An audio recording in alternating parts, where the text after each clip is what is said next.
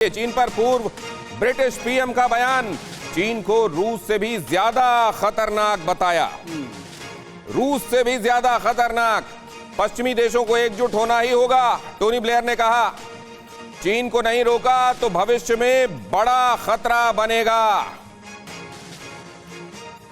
चीन पर पूर्व ब्रिटिश पीएम का यह बड़ा बयान, और ये एक सालाना इवेंट होता है जिसमें ये बात टोनी ब्लेयर ने कही है। टोनी ब्लेयर जब ये बात कह रहे हैं तो क्या उनके ही देश में बहुत सारे लोगों को जिनको रूस सबसे बड़ा खतरा लगता है, यूक्रेन के मामले में आपने देखा किस तरीके से यूके ज्यादा वोकल था यूएस के मुकाबले, क्या अपने ही देश में उनके यहां द्वंद्व है इस बात को लेकर? बहरहाल पहले देखिए, पश्चिम के लिए रूस से ज्यादा बड़ा खतरा है चीन, ये कह रहे हैं टोनी ब्लेयर,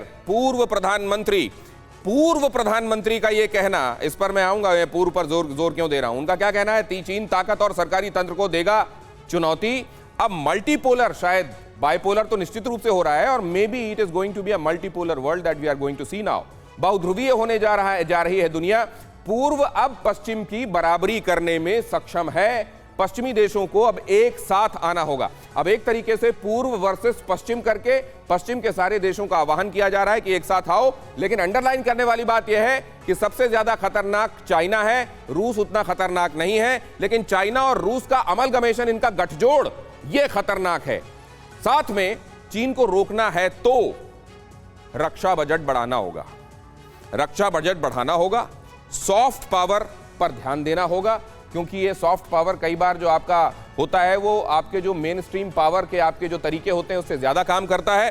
घरेलू राजनीतिक मतभेद खत्म करने होंगे अगर पश्चिम को एकजुट होना है तो, क्योंकि हमने ये देखा कि यूरोप में ही, नेटो में ही कितनी सारी फॉल्ट लाइंस देखने को मिली, यूक्रेन के मामले में, रशिया के मामले में। विकासशील देशों को तरजीह देनी होगी, विकासशील देशों को अपने साथ मिलाना होगा, क्योंकि ये विकसित देशों का जो एक गठजोड़ बन गया है और वर्सेस विकासशील देश हो गए हैं, तो चाइना इनमें से बहुत सारों को अपने डेट ट्रैप में या दूसरे तरीकों से इन्फ्लुएंस में लेकर अपने साथ लेकर आ चुका है।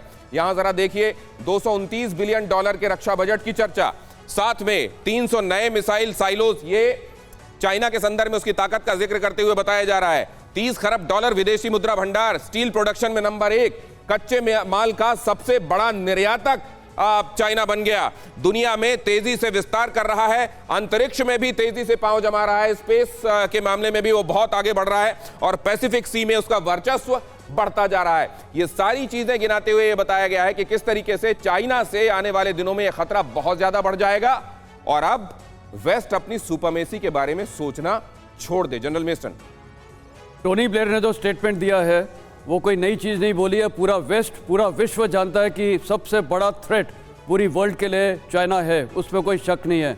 और अगर चाइना और रूस भी मिल जाते हैं तो वो थ्रेट और मल्टीप्लाई हो जाएगा।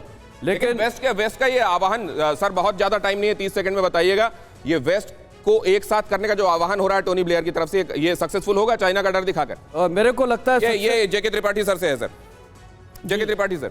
हाँ, मेरे ख्याल से ये जो आह्वान किया है टोनी ब्लेयर ने, इसका कोई फ़ायदा नहीं होगा, क्योंकि जो उन्होंने 4-5 चीज़ें बताई हैं, सलाह दी, उससे कोई फ़ायदा नहीं हो। पहली चीज़ देखिए, कभी भी अभी तक भी पश्चिम विकासशील देशों को तेजी से उसको नहीं लाना चाहता। तो ये आह्वान बहुत काम नहीं करेगा। अमेरिका इसको बहुत ध्यान से सुनेगा, नहीं सुनेगा, ये अमेरिका पर मुनहसर है, और अमेरिका के इर्द गिर्द ही सारी चक्की घूम रही है वेस्ट की।